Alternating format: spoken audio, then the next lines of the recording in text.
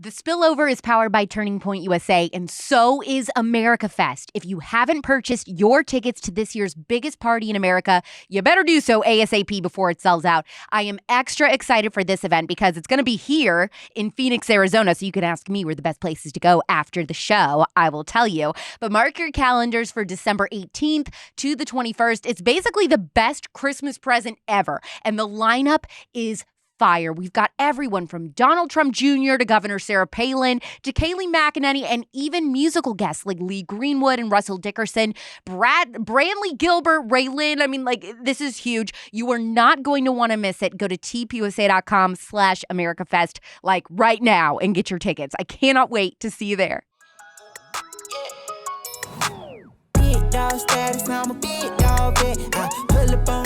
It's The Spillover. I'm Alex Clark.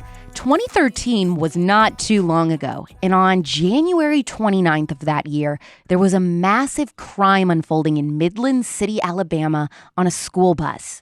Jimmy Lee Dykes, a 65-year-old Vietnam veteran, climbed onto a Dale County school bus just after 3:30 in the afternoon. The man told the bus driver, who was only 1 year older than him, that he wanted to take two boys. One was 6 and the other was 8.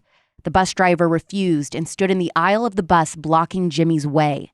Suddenly, Jimmy fired his gun 5 times, shooting and killing the bus driver. He then grabbed 5-year-old Ethan Gilman, who had autism, and took him off the bus. The rest of the children were forced to climb over their beloved bus driver's body in the aisle to leave. Jimmy took Ethan into a 6-foot by 8-foot underground bunker he had built on his property. The bunker was filled with homemade bombs and had a PVC ventilation pipe. Once they were underground, Jimmy called 911 and said that if people wanted to talk to him, they could come up to the PVC pipe and talk to him through that. Quickly, FBI hostage negotiators arrived on the scene to communicate with Jimmy and Ethan through the pipe exactly as he instructed.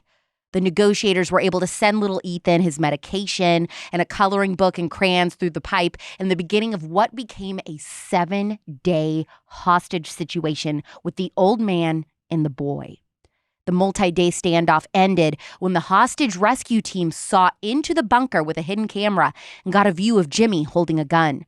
The agents threw stun grenades into the bunker and then exchanged gunfire with Jimmy, killing him and thankfully saving Ethan Gilman. All of us experience stress in our jobs, but the stress of a hostage negotiator is almost unfathomable.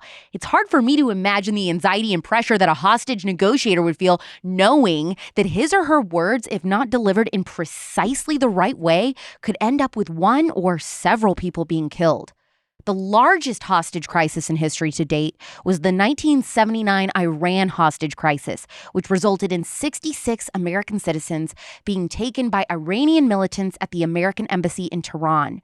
52 of those Americans ended up being held hostage for more than a year. Hostage situations fascinate me, so I knew I had to bring on a hostage negotiator, and I found the perfect person. Today's guest has been a part of the Tucson, Arizona Police Department since 1999.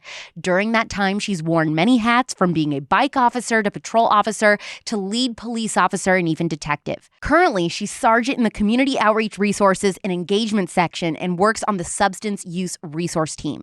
She also assists as a supervisor with the Hostage Negotiations Unit and, get this, has 10 years of negotiator experience. This is Sergeant Ericka Stropka's story on The Spillover. Sergeant Stropka, what made you want to be a hostage negotiator, first of all? Is that something that you always dreamed about, or did it just sort of happen in your law enforcement career? Well, to become a hostage negotiator, you have to have worked at least 3 years as a patrol officer. So for me, I quickly realized that one of the things I loved to do when I was in the field was respond to really high, risk, lots of crisis calls where it required me to be patient enough to actually talk to this person and really delve into understanding what's causing this crisis. And I was fortunate enough in my first squad that I was assigned to, our lead police officer at the time, his name is Mike Kasha, he was already a member of the negotiation team. And so we would respond on calls, and, me being a rookie officer, he'd come out and check and make sure I'm doing my job right.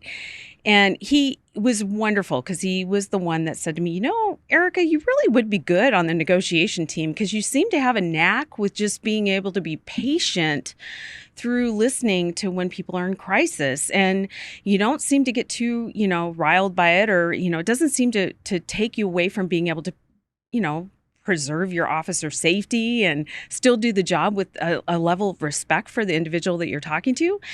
And so that got me thinking. And I was like, hostage negotiation. I'd never considered that. But what's interesting is that I actually have my degree in communication studies.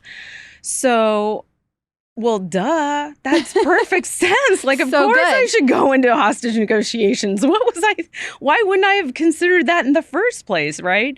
So that really started me off this quest of trying to get in with the negotiation team.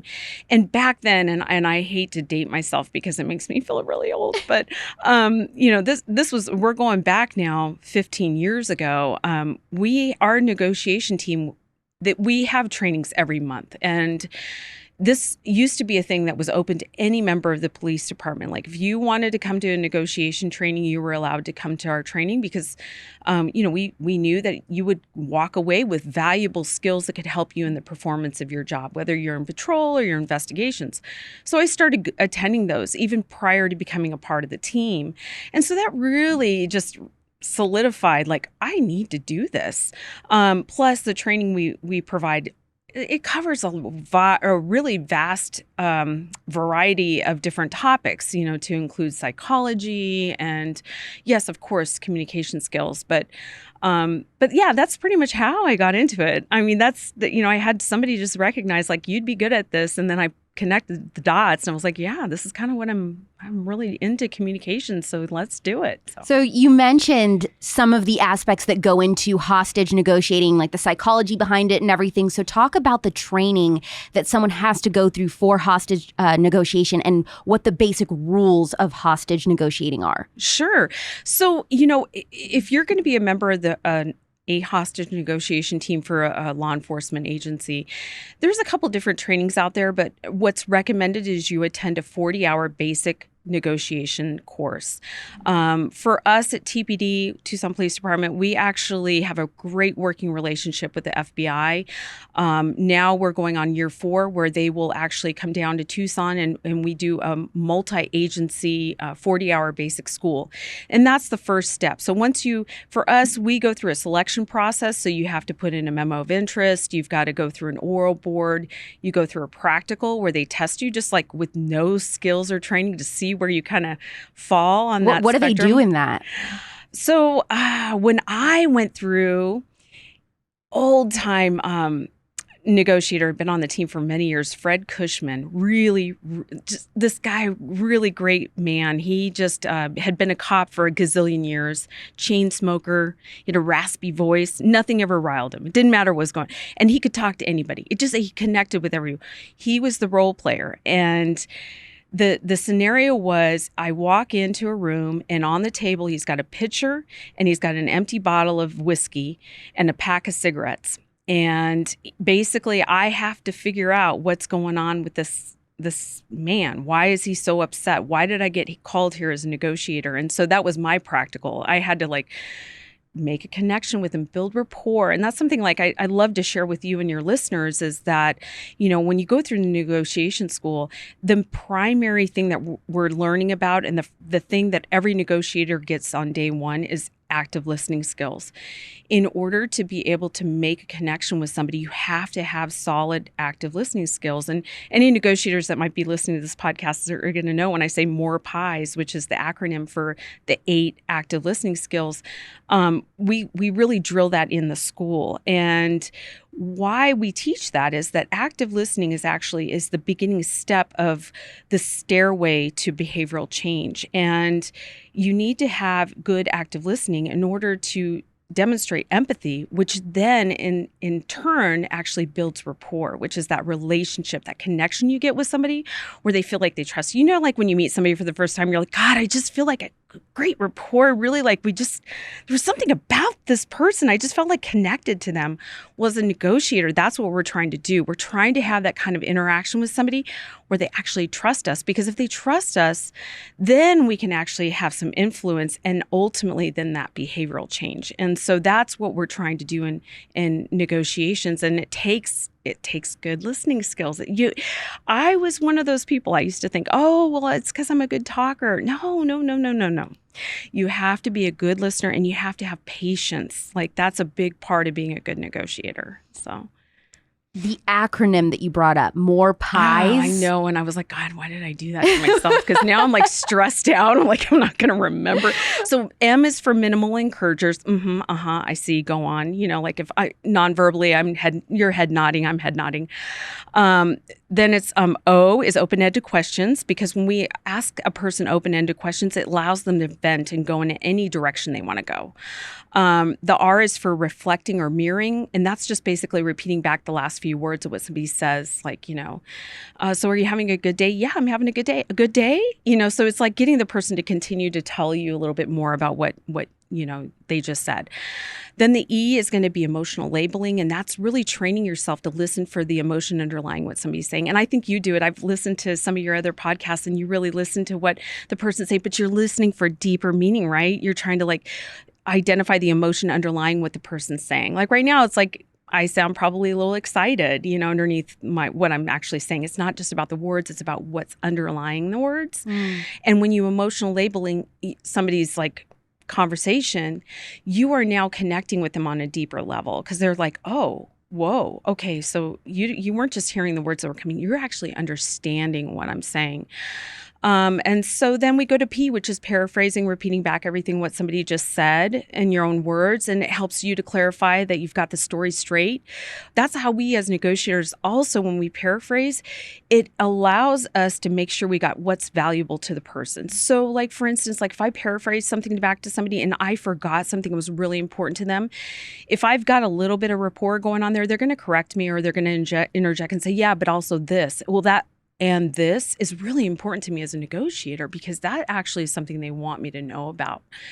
Then we go into, where am I at here? I did paraphrasing. I'm at iMessages. iMessages are like, and if any of your listeners have ever like attended any counseling or anything, it's basically I'm telling you how I feel. Yeah, I was going to say, everything that you're describing to me sounds like you would be an A+ relationship therapist. Right? Yeah. I mean, you kind of are. Well, but people are like in a serious, high-strung situation, right? Right. Because most of the situations that negotiators are responding to are a crisis where this person's normal coping mechanisms, they're not working, and it's due to some precipitating events, which typically have to do with loss, loss of a relationship, maybe financial loss, maybe loss of self-esteem, or, just feeling disrespected. Could be a job, could be their children. That's really oftentimes what we see, is that we're responding to situations where a person suffered a lot of loss. So you, after I'm assuming then it's E. E is going to be effective pauses. Now, effective pauses are sort of like the silence that you give somebody. Effective meaning you're doing it on purpose for a reason. Maybe it's that I'm going to change gears. Like I've let this person really talk for a long time, and now I need to tell them something really important. Like, okay, I've been, I understand, we've been talking for a while now, but we're not going to go away. Like, let's start talking about when you come out, what that looks like. So I'm changing gears. May take a good deep breath so the person knows, like, I have something important to say. And then what was the last one? S? Yes. S is going to be summary. So you're paraphrasing, but you're also putting emotional labeling into it. So you're summarizing what they just said to you. So you're using paraphrasing, but maybe you're saying, it sounds like you're really frustrated because, you lost your job and then you came home to find that your wife wants a divorce and she's threatening to keep the kids from you. And it sounds like you're feeling really overwhelmed by all of this. And, that's why you're considering killing yourself. And so that's a really strong summary, but that's something you're going to do after you've you've started to really kind of get in the flow of talking to somebody. And the more somebody talks to you and the more you demonstrate that you're really listening, then, and they hear your sincerity and your voice, that's where you build that rapport. And it's the key to how you're able to move the negotiations to really helping this person to see that like they can come outside and they're going to be okay. Like nobody's going to jump on them and stuff. So. How often are hostage situations happening? I mean, is this a rare occurrence, or is it actually more often than people would think? Right. So the term hostage situation doesn't happen all that often. Actually, more times than not, we're responding to a non-hostage situation where a person's being held against their will, but they're more of a victim. They're somebody who this suspect or the person that's in crisis is contemplating hurting this individual. It's usually somebody they're in a relationship with, somebody that's known to them, and that's usually what we see more times than not. The actual hostage taker, that doesn't happen very often, and when it does, the hostages are being used typically for some type of leverage, some escape or money or something. They in a true mind of the hostage taker, they're not contemplating necessarily killing all the hostages because they know that if they do that, then they won't be able to fulfill whatever their goal was, which in let's say a bank robbery, the person wants to get out of there. They don't want to stay there. So they know if they kill one of the hostages, there's a good chance that they're going to get killed. So, right. That's the generalized, terminology that we see it on all different spectrums.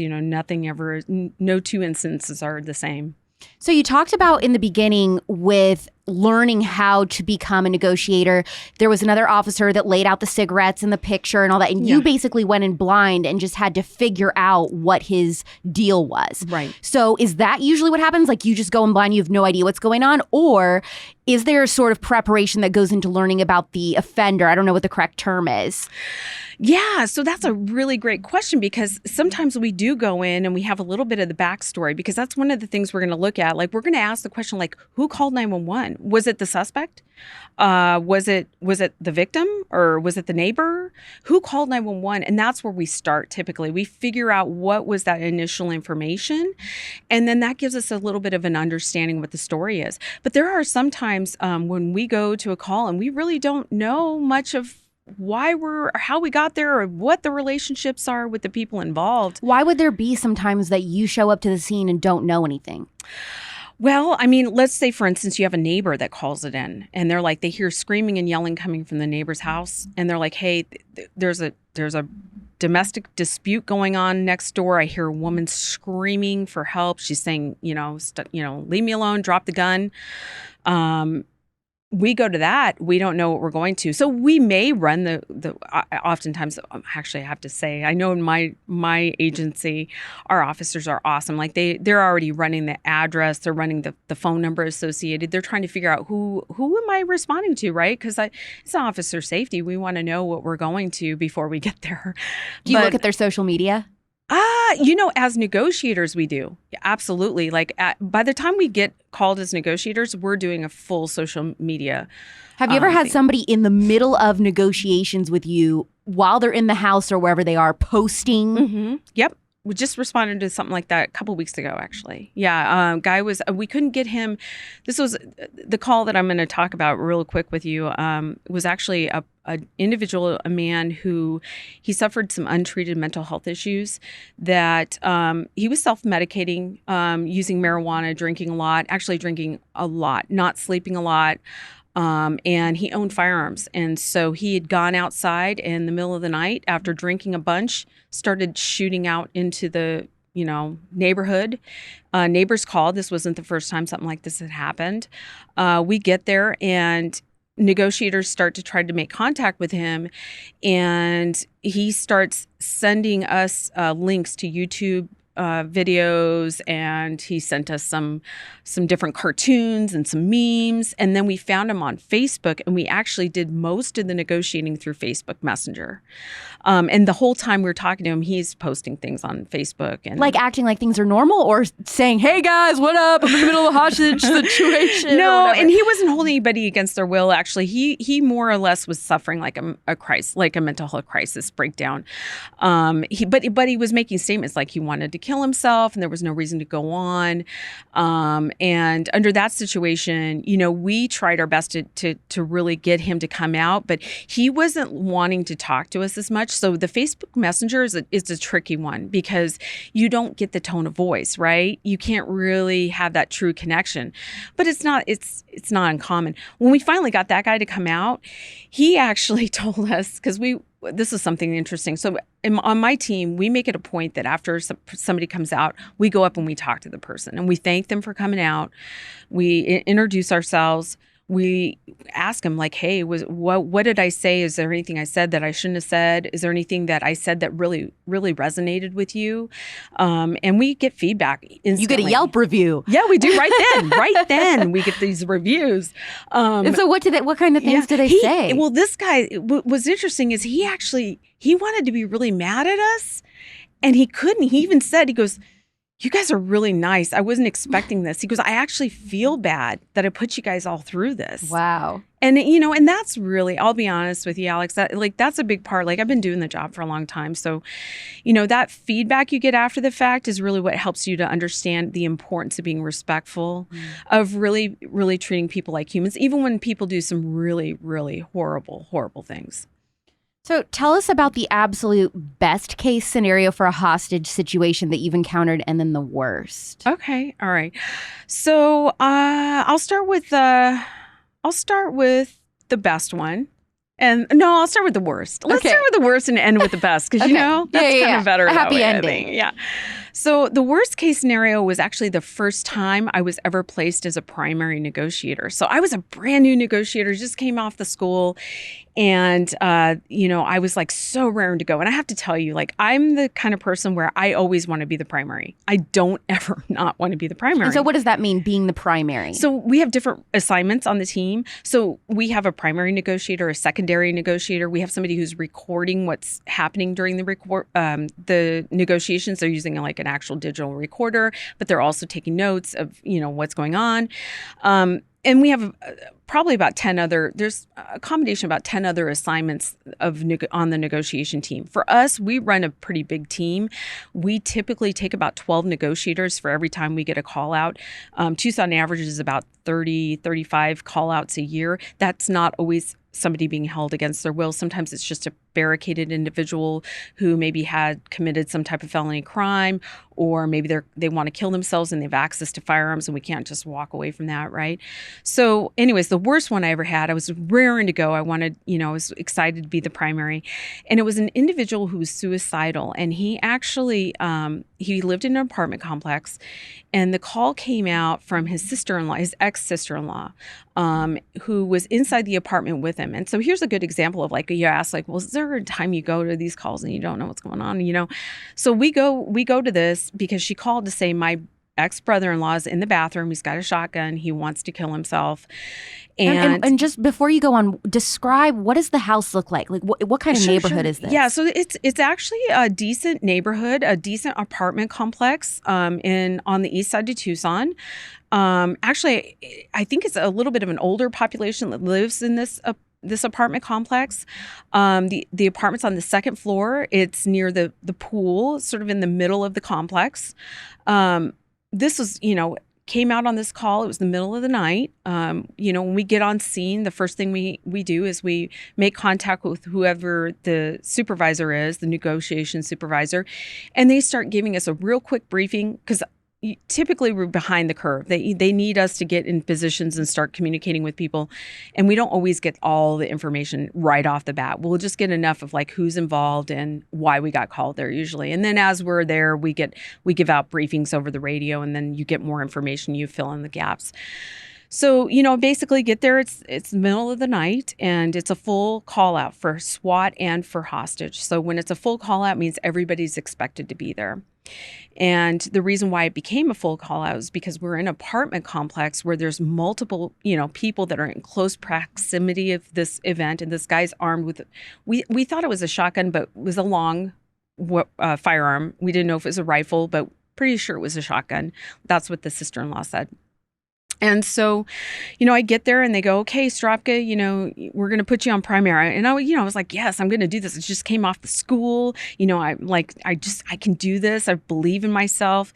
And so I start trying to call this individual. And so we typically will, as soon as we get a phone number, we start calling. And he didn't pick up. His sister-in-law picked up. And I didn't realize it at the time, but she was actually in the apartment with him. And this caused some confusion because we weren't sure, was she being held against her will, or was she in there because she wanted to be in there? Well, it turned out she was in there because she believed she could talk her brother-in-law to put down the rifle and to come outside. How successful are regular civilians in those situations? Oh, that's a good question. I think it's case by case, to be honest with you, and it depends on what the relationship's like, right? So sometimes, you could have a situation where a person draws you in on purpose because they want to, maybe they want you to see them kill themselves or something. But in this case, that didn't seem to be what was going on. She was more or less checking on him because he left a voicemail that sounded concerning to her. And so she basically was went over to check on him, and then he locked himself into the bathroom. And, she knew he had a firearm, was pretty sure it was a shotgun or some type of a rifle. And so my first negotiation was me coaching her on what to say to him. So I was trying to teach her active listening over the phone of how to try to connect with him, to help him to put the rifle down and to come outside, and that everything was going to be okay. So what makes this such a bad situation for me, and my worst one, was my first. And then from there, what SWAT team decided they wanted to do, because they want to know what kind of firearms people have, right? They have to be prepared for whatever it is the person's armed with. They decided they were going to drill a hole into the bathroom and put a fiber optic camera in there, so that way they could see, what kind of firearm this guy had, see what was going on. And so they asked me to move over up to a position in the front of the apartment, so away from what's our NOC, which NOC stands for Negotiation Operations Center, which in our case we have a CP, like a command post, where, we all kind of group there, and we have our own separate room where the primary, the secondary, and the recorders sit. And so you're in the apartment. Yeah, that's the CP, but we're at the apartment complex. So they asked me to move up to start to give announcements over the PA system to mask and cover up that sound of them drilling in through the bathroom, right? So anyway, I go up, I move up, and so I get on the PA, and I'm a brand new rookie negotiator, and I'm like, okay, I'm going to do exactly what they told me in the school to do, which is like continue the negotiations with using active listening and using the man's name and just really trying to demonstrate like, hey, I really care about you. I don't want you to hurt yourself. Well, I do all this, and probably within 3-4 minutes of me being on the PA, he shoots and kills himself. And what is that like as you're on the phone and you hear that gunshot go off? Well, I wasn't on the phone. I was on the PA, but we were close enough to the actual apartment that we could hear it. And, and then hearing his sister just scream, upset, and her coming out, and then us talking, she was just a mess. I felt so bad. I still to this day, and this is like probably about 15 years ago. I mean, I really to this day still feel bad for her, because she wanted so bad just to help her brother-in-law or ex-brother-in-law. But one of the things we learned after that, with the debriefing of it, which was information I didn't know at the time, was that this guy had just gotten a job at the apartment complex as a maintenance worker there. So if you can imagine for a second, like, okay, so I said earlier, sometimes people have loss of maybe self-esteem, or, maybe you feel like, you're not doing well enough. Saving face and really saving a person's like credibility and, their ego or whatnot. I just got on the PA system, and I just now said, come on, Steve. I don't remember if that was his name. I'm just making that up. But come on, Steve. We all care about you. Please don't kill yourself. Just come out. We can talk to you. I just now shared all this information about this guy over the PA. In front of all of the people that know him. All the people that know him. So that had a forever profound effect. And it has a lot to do with the way I teach now. When I teach a class on how to use the PA, and that's one of the first things we think about is like, and we talk about it, is like, think about who's hearing what you're saying. Another good example of this is, and this is actually a positive example of PA actually working to our benefit, Probably about 7 years after that, we responded. This was a very, very sad call where this female had actually broken off a relationship with her boyfriend, and the boyfriend became extremely obsessive over her, like stalking her, and to the point where she like had a friend that she basically asked her friend if she could stay at her friend's boyfriend's apartment, which was like a duplex, like a single, unit, that's separated, but single story, if she could stay there temporarily just so he couldn't find her, because she was so worried he was going to try to kill her, because the reason why she was really, really panicked about this individual is because he was using bath salts at the time. I don't know if you remember bath salts. Oh my gosh, that was a massive thing. Yeah. So he was like addicted to using bath salts. He had untreated mental health illness that caused him to be even more paranoid, more like delusional. And then he was obsessing on her. Well, anyways, she's staying with this friend's boyfriend, and it's like a Saturday night, and they're all like hanging out together. And somehow he finds out where she's at, and he actually breaks into this house, and he has a rifle and he's got an axe. And they end up getting into the bathroom. They lock themselves in the bathroom. They're frantically calling 911. Officers are able to get there quick enough to break out the window, get everybody to come out the bathroom window. But then at that point, they basically just contained this house. Okay, the officers did. And again, it's like the middle of the night. We get the call out. It's like, okay, all the SWAT comes out, all the hostage guys come out. And I was one of the first people there. And at the time, we had an officer who was actually had some build a rapport with this individual and was really talking to him. And so while they're talking to him, it's like, we just coach the officer. That's what we do. Like, if it seems like you have good rapport, I'm not going to interject myself because I'm a negotiator, because I know, like, if you can influence this person, then that's all we want. And our ultimate goal is for nobody to have to use force. We don't want the person to kill themselves. We don't want them to kill somebody else. We sure as heck don't want to kill the person that we're talking to, right? So at any rate, on this call, long standoff. Okay, this guy's up and down on these bath salts. He's marching around. We could see him in this little like house. It's got a big picture window in the front. How many hours is he marching around? Oh, it was probably, if I had to go back to my memory, because it started in the middle of the night. It was like 2:00 in the morning when we got the call, and when it was all said and done, it was like the sun was coming up. It was like 6:30 in the morning, 7:00 in the morning, because it was like wintertime.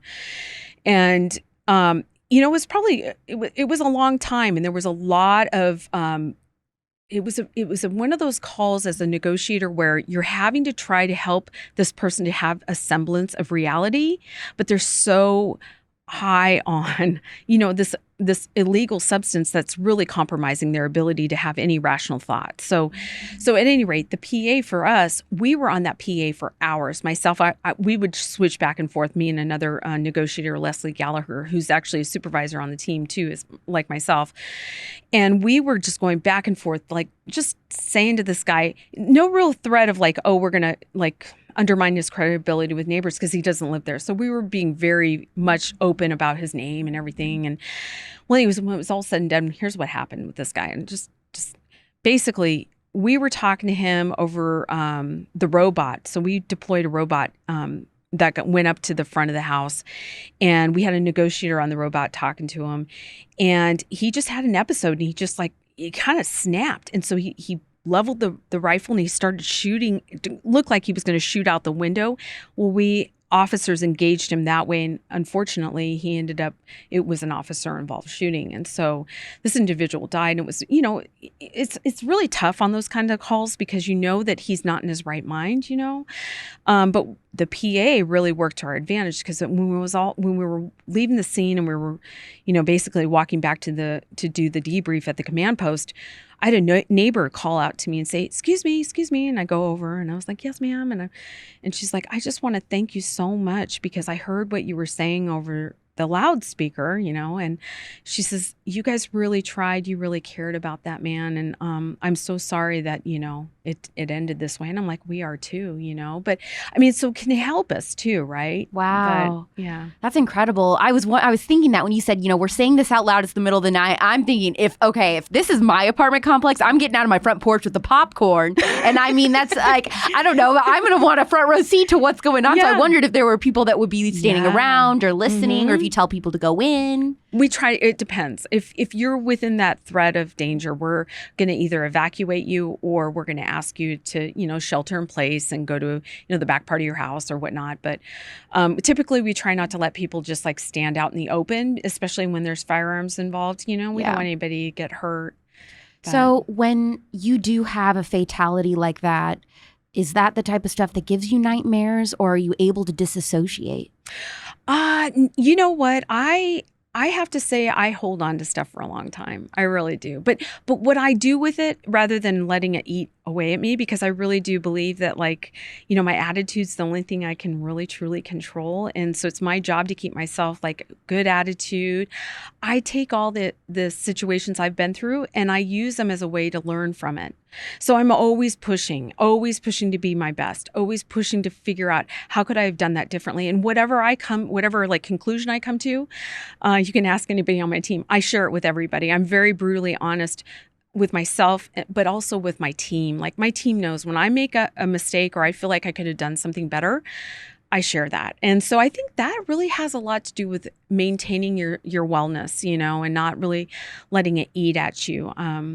But for me, you asked about my best situation, and I have to say probably one of my best ones was, and I'm sorry, there's so many stories. You probably don't have a lot of time for all these stories. No, give us all the good stories. No. Well, the one that really I've been talking about for a long time, and if anybody knows me, will say, oh yeah, I've heard her do an incident debrief on this one, because it was a textbook, like not, what the FBI would consider a non-hostage or a pseudo-hostage event where a subject was holding a woman against her will, somebody he knew, he had a relationship with her, friendship with her, and he was again, very obsessive over this girl, and to the point where he had professed his love for her. And when she was like, I don't like you like that, he tried to kill himself by slitting his own throat in front of her. Okay. And so was he successful, or is he's alive and bleeding? No, he's alive and bleeding. He goes to the hospital. And then 2 weeks later, after he gets out of the hospital, he calls her and tells her, my mom is really mad. He's younger. He's a younger guy. And he's like, my mom's really mad because we're going to have all these bills. And, this is your fault. You need to help us. And she was like a mentor kind of person to this guy. And so she's like, fine. Okay. What is it you need help with? And he's like, my mom needs us to fill out this paperwork for the hospital. Can you please come over to the house and explain it to her and help fill it out? And without giving away I'm kind of giving away the ending of the story, but like a year after this, I had talked to her. I debriefed her a year after the incident because I wanted to know, like, how are you doing since all of this? And she told me, she's like, I can't believe I let myself go over to that house. But for some reason, I felt so bad for what he was going through. And knowing that he had tried to kill himself, I'm like, if I can help you fill out some medical insurance paperwork, I'm going to do it. I'm going to come over and help you. Well, what she didn't know is that was sort of like to lure her over there. And so as soon as she gets in the house, he gets really mad at his mom. His mom gets scared, runs out of the house, and then he basically holds her against her will. She tries to run out. He grabs her, throws her down on the ground, strangles her, tells her, you're not ever leaving here. They're going to have to take us out in body bags. And so that was the call to 911 came from the mom saying, I don't know what's going on with my son, but he's trying to kill his girlfriend, he called. That's what the mom said. So that was that was a primary I was on. And that was about 5 years after that other call I told you about. So it was like, okay, I'm a person where it's like, I know I can do this. I just need another chance to try to keep doing this. Right. So I was one of the first people on scene. And so I had the initial conversation with him. And he was screaming, you're going to have to kill us. I'm not letting her go. So he is angry, seeing red. And so how do you talk someone down? What are you saying to him? Right. So I'm like, I said, I understand you're upset. You're angry. You want us to all leave. Because he kept saying, I want you guys to all leave. If you don't leave, I'm going to kill her. And I said, I understand you want us to all leave, but I want to know more. What happened? How did we get here? So it's like, it's really a matter of you as a negotiator, just maintaining your own sense of calmness and recognizing that this person's just in a lot of crisis. And in that particular call, I didn't know the relationships of the people involved. I didn't know very much about this gentleman. I didn't know that he had like diagnosed mental health issues where they'd put him on a cocktail of different medications that weren't really working. And so anyways, long story short on this one. So I talked to him for about 3 hours. And during the course of that was probably the hardest negotiation I've ever been on, because when he had her and was holding her against her will, he would allow her to get on the phone with me. And so I would talk to her, but you could tell she was just petrified, just scared, shaky voice, trembly voice. And, I wouldn't ask too much about him. I kept, or too much about her. I really kept it all about, are you okay? Is he okay? Do you think he can come out? Do you think you can come out? Because I knew if I asked too much or if I asked too directed questions that put her in a compromising situation, he could take it out on her. He can hurt her. He can't hurt me, right? So to be really careful with that. So that was really a stressful situation for me at the time. Yeah. How do you? I cannot imagine that type. Like, everybody has stress in their job, and I talked about this earlier too in the beginning of the podcast. Everybody has stress, but the stress of knowing I have multiple lives in my hands. How do you cope with that? Right. Well, it's going back to training, right? So if do you take your training seriously and you just fall back on your training? I know I need to just connect with this man. I need him to know that I'm on his side. And as a negotiator, that's what you're doing. You're advocating for this person. So everything you're doing, you're taking it to the commanders. You're like, hey, so for this guy, we moved the SWAT team moved up their ballistic armored truck up in front of the residence, and he freaked out. He was like, move that truck. I want that truck out of here. And he's like, basically was threatening, like, I'm going to kill her. And then at one point he breaks out the front window and he puts a rifle out, and you could see the barrel of the rifle, but you couldn't see him and you couldn't see the backdrop. So on that particular call, they were given the authorization to kill this guy if they had to, especially since he was pointing at us, and especially since he was telling me, I'm going to kill the next SWAT officer I see, or he didn't call him officer, but the SWAT person I see. How do you see? Who is it? The snipers or whatever? Do they just have a scope? They can see deep into these apartments and watch their every move, or how does that work? Well, it depends. So in this particular case, this guy had this kind of an opaque, it was a curtain that was, like, basically he was behind this curtain. You could kind of see through it. So I guess it wasn't opaque. It was more like a sheer curtain, but you couldn't make out exactly what was behind it. And since we knew he was holding somebody against their will, if you're going to take a shot, you need to know what your target is, right? Right. So if you can't see, what do you do? Then you can't shoot this guy, right?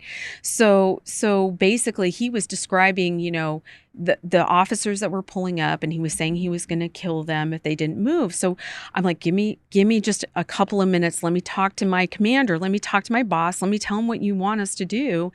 And literally it was that act of saying to the commander, like, hey, he wants us to move the truck. Can you move the truck at all?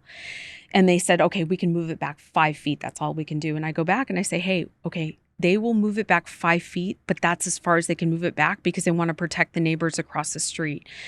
But we know you're serious, because that was really important to him. So, a good negotiator is going to try to go after the fact and review all of the stuff that you've done. And in this case, when he was interviewed by the detectives, he even said, he's like, because they moved the truck, it made me feel like they were listening to me. Wow. So that was like, cool. 5 feet may not have seemed like a lot, but it was enough to demonstrate, like, we are listening to you and we are going to try to work with you, right?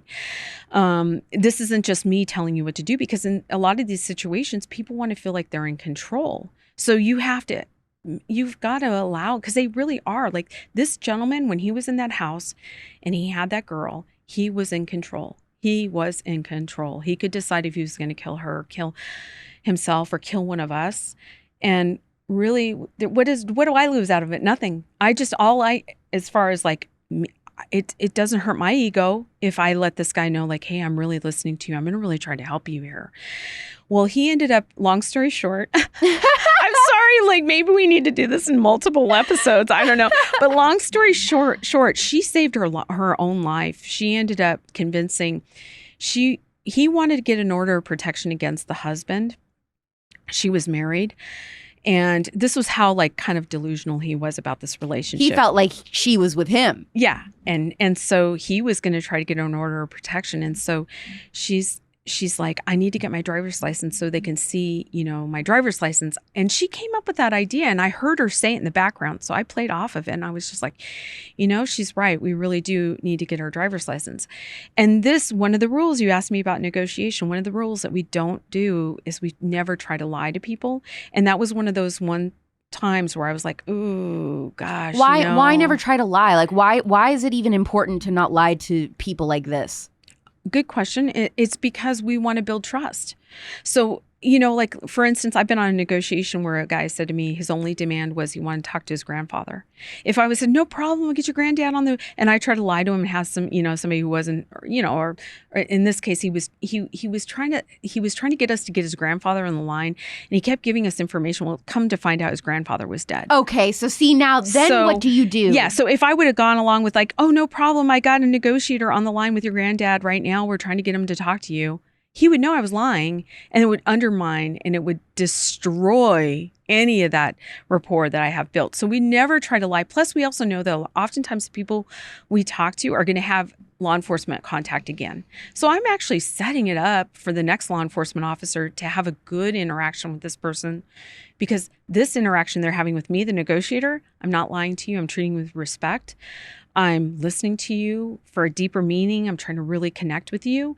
I'm validating you, and I'm really trying to minimize any of your fears so I can help you to see that like it's going to be okay. So the next time it's not, he or she will hopefully not have an issue. But going back to that other call, that call was a really tough one, but she ended up coming outside, and we ended up, I got him to come out. But what I didn't know at the time, and it really haunted me for a while, was that when she was on the phone with me, he was actually stabbing the couch next to her head. As a threat? Yes. Yeah. And so like, it was tough. I mean, that poor woman, I felt bad for her. But talk about success stories for like individuals who've been through traumatic experiences. I mean, she had a few months of not like being depressed and feeling like, oh my God, how did this happen? And then she said to me, she's like, I finally had this this feeling of like, oh my God, I had all those people that day fighting for my life. So she went back to school. She picked up, started majoring in psychology because she really wanted to have a deeper understanding for why somebody would do something like that. That's so cool. I know. Yeah. So have you ever had a hostage situation that involved a child? Yes, I have been on a couple different instances where there have been children involved. Luckily, all those incidents, they've ended with the children being released and allowed to come outside.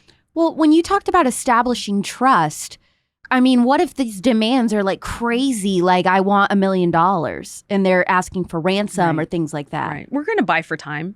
We're going to really, get to the details of how much money you want, exactly how much money you want. And then it's basically a matter of just trying to help the person see.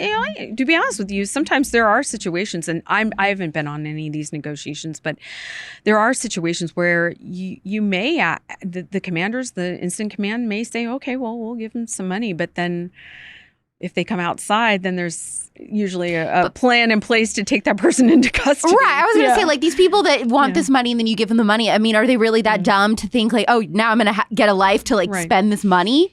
Well, I mean, if they're in crisis, then anything's possible, But, most of what I've, shared with you today are some of the local, negotiations. I'm sure, when you talk to some of the FBI negotiators who are dealing with kidnapping cases or, ransom type situations, like that's a real deal. Like that, that there's something to be said about that. But Is there a pattern to the types of people that find themselves in these scenarios? Is there a certain type of person that tends to get in these predicaments? We really look at what's the crisis. What were the precipitating events that led up to this person being in this situation? I will say that most of the negotiations I've responded to the majority have been males. It's usually men. I cannot recall a time I've ever been on a negotiation with a woman. But I would say just from my own experience, that's typically what we see. But it really has to do with what was the situation leading up to this. That's where we start to kind of unravel that so we can gain some understanding, because we really want to know what's the motivation behind this. If you understand. So, so what's really kind of interesting. So when we get new negotiators on, the first thing that they want to do is they want to do the who, what, when, and where, type thing. We're all about the why. Like, I want to know why. I want to know what the relationships are with this person. I want to know, have they ever done this before? If so, how did they get through the crisis? I want to talk to that person. Who talked to this person? Who talked to you and helped you not kill yourself? Are you able to ask those questions in the moment, or you have to wait till the case is over? We have intel. So what we do is we have people who are assigned to intel, and they're digging up all of that nitty gritty stuff. As the negotiator, the primary, I'm not going to probably know that right off the bat. It's going to be the people outside of the knock that are going to be getting all that information. They're going to be like, hey, you know what? His dad was the one last time that was able to talk him out of, killing himself. Now, if I'm a female negotiator, which I've been on that call before, that's another call that haunts me a little bit because, well, not just a little bit. It actually is something that I think about oftentimes,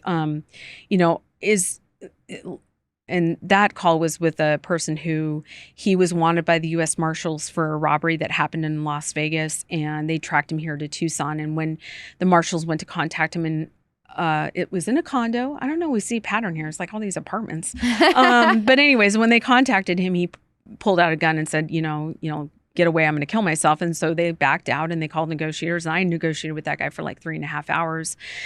And after the fact, we found out that he had a history of being suicidal.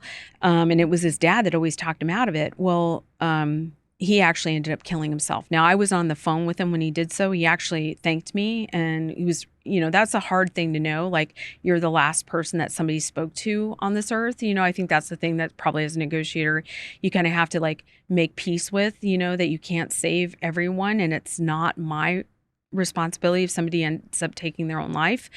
But that guy like forever haunted me, and we do to this day. When we're doing an assessment of like who do we put as primary, we ask some of those questions. If we have answers to it, like, hey, this guy really does jive better with men than he does women, then we might put a man on instead of a woman, because I have a nurturing style in the way that I negotiate.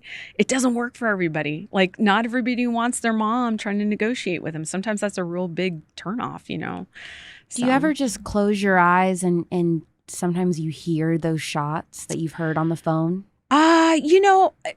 For me, I've not had to be on the phone when somebody's shot and killed themselves, but I've been on plenty of calls where there's been shooting. And yeah, if I close my eyes, I can hear it.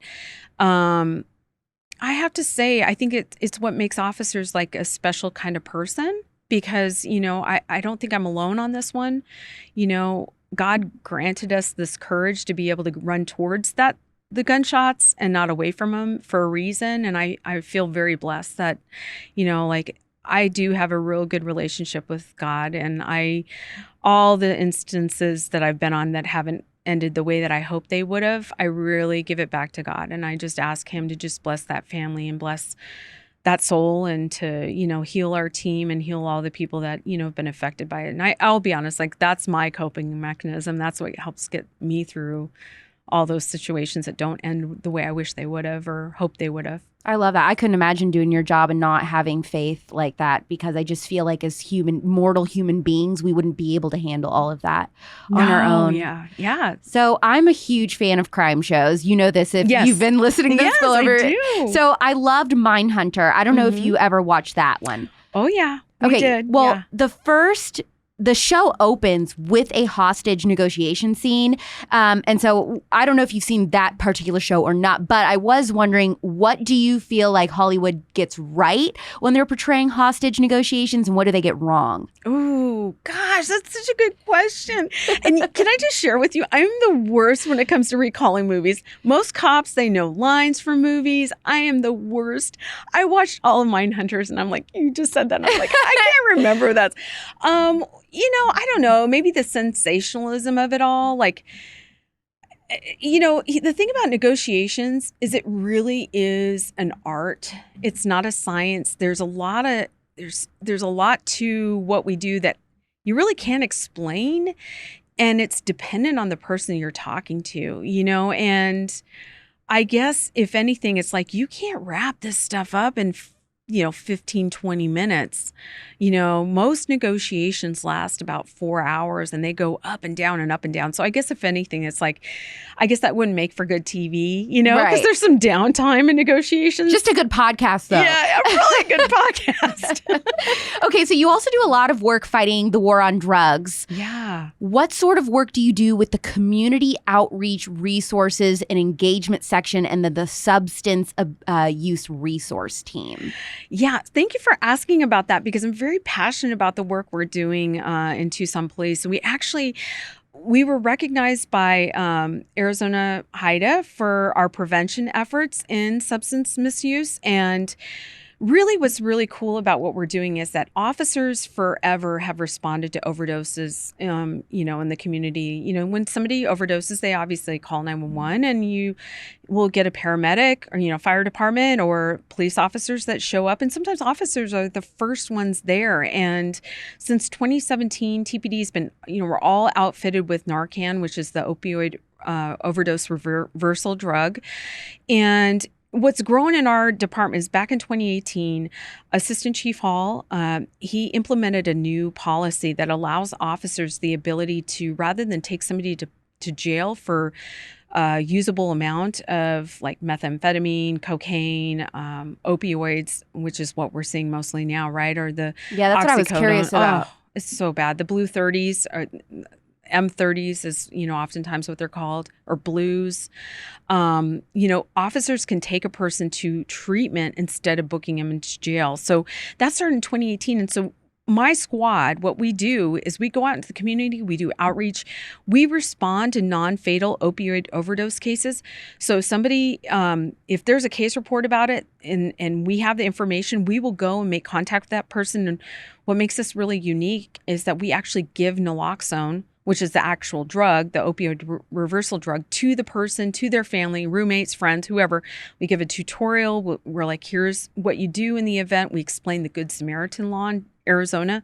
So if somebody suffers an overdose and you call 911, they're not going to get arrested for the paraphernalia. Oh, that's interesting. Yeah. So how many states have that, or is it only an Arizona thing? I don't know. I should have been better prepared. Oh, that's okay. I just thought of that question as you're saying it. No, I don't know all the states that have the Good Samaritan Law, but Arizona is one of them. So, and the reason for that is we want people to call for help, right? We don't want them to say, oh, no, I'm not going to call, and then this person dies. Right. So we get the word out about the Good Samaritan Law, and we really are going and we're connecting. We have peer support specialists that co-respond. So I have people with lived experience that work in my squad. They actually not 24/7. We don't work 24/7 in my squad, but 4 days a week, 10 hours a shift. I have peers that actually co-respond with my officers. And, when we're talking to people in the community that have a substance use disorder, we're actually, if they don't want to, like, if they're like, oh, you're a cop, you don't know. Well, talk to Brendan, talk to Paul, talk to Eddie. They have lived experience. They can be like, yeah, bro, I was in, prison for this, and now look at me, I can tell you there's hope. And so we use motivational interviewing. We're trainers on trauma-informed care, and we're really trying to meet the underlying causes of why people use, and not just look at this as like a moral issue or a moral failing or, oh, you're a bad guy because you use. We know this is a disease, and the more we educate ourselves and our officers, we're helping to destigmatize why people misuse substance. And it's really been it's been a game changer for us in Tucson. What do you think is the biggest misconception that people have about drug addicts? Well, it's just that they're bad people. I mean, when you talk to somebody who has developed a substance use disorder or has the disease or an addiction, I always did. I'll be honest, since I started law enforcement, I've always asked people, like, tell me about when you were a kid. What did you see yourself growing up to be? When you ask people that question, they're just like me. They're like you, like, oh, I wanted to be, I can't tell you how many times I've had somebody in the back of my cruiser who's like, oh yeah, I wanted to be a cop, or I wanted to be a firefighter. What happened? Oh, well, my this and that and the other. And then I started using drugs or whatever.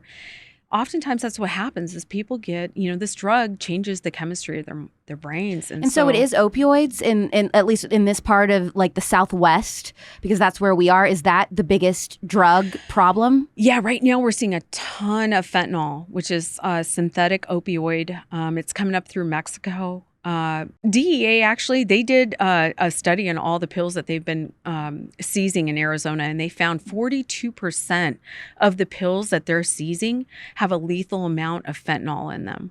Wow. And that is just scary. That is so scary. And it explains why we have so many people who are dying from this horrible, dangerous drug. And you can't, so these are fake pills. They look like real pills. They're not real, but they look real, and they're being mass produced. There's no science behind how much fentanyl they're putting in each of the pills. I mean, if you looked at, two oxycodones together, one's laced with fentanyl, the other one's an actual prescription pill, you're not going to be able to know the difference. And if you can't tell the difference, your kids can't tell the difference, your friends can't tell the difference.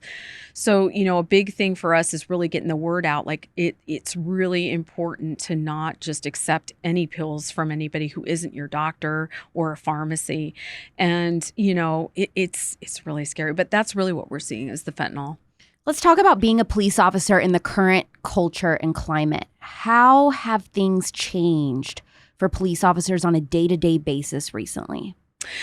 I think that it's really hard with social media. Some of the messaging, it seems like, oh, people are really, they hate us. But I'll be honest, like in Tucson, I have so many people that come up to me and thank me for what I do. I've had my lunch bought for me so many more times now than ever. Oh, that's good. It's really sweet. I people are wonderful. I got to be honest. Like I try my best not to really listen too much to, the negativity about it, because it's hurt us. Like, you've got to look at our staffing numbers are down. It makes me wonder, just Ericka, like I ask myself, like, how many officers are we not getting to sign up because maybe they feel like this job is like, people hate you. But I'll be honest, like I have so many people that come up and thank me for what I do. It really, I guess it encourages me, that, we're still valued, and people know that like you have to have somebody you can call for help, right? When there's an emergency. So then this notion of defunding the police has to be asinine to you. I don't know. I think I don't know how you could defund us. Like you need us. Like we're a necessary part of every community is to have some public safety. So, but I'll be honest, like I'm probably not the best person to ask. That's like, okay. I really try not to. I'm really bad with social media in the sense of like I don't really participate too much because I really like to keep myself focused on what I can control, which is just doing the best I can and really remembering that people, they need us to help them when they're in crisis. And I'm really grateful. I have a really good team that I'm surrounded by that really make me feel like my job is important. So I love that. I have a really random weird question because you are in Tucson. Okay. And it's okay if you don't know anything about it. But my fans and I, the cute conservatives, I call them, we are obsessed with the story of the Lisa Frank factory. Just the whole thing, like it being abandoned and how it was like a nightmare to work there. Have you ever heard anything about that situation at all? And it's okay if no, but I just have to ask. Okay, so I don't know anything about that, but I can say I did work a couple of shifts off duty at her house. No way. Yeah. Tell us, please, what you can. You don't understand. We did a whole docu-series on this. We just think the story is fascinating because it sounds like nut jobbery in that establishment. Oh. Yeah, I don't know anything. All I do know is I love the Lisa Frank folders and all the little stuff when I was younger. It was really so cute. And I got to be honest, like, okay, so I have a good friend who that was her every week. She had an off-duty job. We can pick up jobs off duty where we, people hire us to basically be security people. And whenever she can fill her shift, she'd call me and say, hey, you want to work the Lisa Frank house? I'm like, yeah, heck yeah, I want to work there. Why do you think she needed police officers? I'm guessing she had threats. I mean, or who knows? Just maybe she just felt more safe. She did not live in a gated community. So, I mean, maybe she felt like she was, susceptible to being, victimized. But it was a midnight shift. Like when I got there, I think only one time did I ever see her, and she just waved to me. But I would have to every hour walk her property, and I'd look in her she had a guest house with like. Was it colorful? No, but there was she had a workout equipment, and then she had this one room with like very organized. I just remember. She's like, oh, look at all this stuff. She's got everything is organized, This is the Conservatea, as I like to say. Anyway, I just had to ask that while you're here. I'm sorry. You should have told me ahead of time. I could have done some research or something. No, this is good. This is the juicy scoop. This is the first-hand scoop. I love it. Officer Stropka, thank you so much for coming on the Spillover. And thank you for everything that you do protecting our community. And of course, I'm a fellow Arizonan now. So thank you for everything you're doing for Arizona. Thank you, Alex. This has been a lot of fun, and I really appreciate what you're doing to try to highlight our work. So, thank you. Good luck. Ericka's just a straight up cool chick. And what are the odds that she did security for Lisa Frank? That is so funny. If you watch my daily show, Politics on Instagram, we did this mini 15-minute documentary about the Rainbow Gulag, aka the Lisa Frank factory, a few months ago, and how the Lisa Frank company was actually a nightmare to work for. Fun fact. So I just had to ask Ericka about that, since the old abandoned Lisa Frank factory is in Tucson, Arizona, where she lives. So that's the backstory on that question. But you can find more from Ericka's department by subscribing to their YouTube channel, Tucson PD SURT. Subscribe to The Spillover on Apple Podcasts and Spotify. Leave your weekly 5-star review. Keep doing those every single week when you listen. And of course, if this is your first time listening, please leave one then. And make sure you're telling your friends about this show. Just like my show, Politics, it is so important to me to do things a little bit differently than everyone else in the conservative movement and cover different topics. I don't like talking about the same thing that everyone else is talking about. So that's what I love about this show, is I get to really storytell, and not even me, but I'm, allowing other people to storytell. And that's what we need more of, is conversations, hearing about different lives, different experiences, different things that people have gone through. Nobody's talking anymore. So that's what I really wanted. And since the show is free, subscribing and leaving reviews is the #1 way that you can help support us and show that you are enjoying the show and that you want to hear more. I'll be back with another episode of The Spillover next Thursday night at 9 p.m. Pacific, midnight Eastern. Love you. Mean it. Bye. Big dog status, I'm a big dog vet. I pull up on the block in a big Corvette. Yeah. Ride around the city with a stick all black.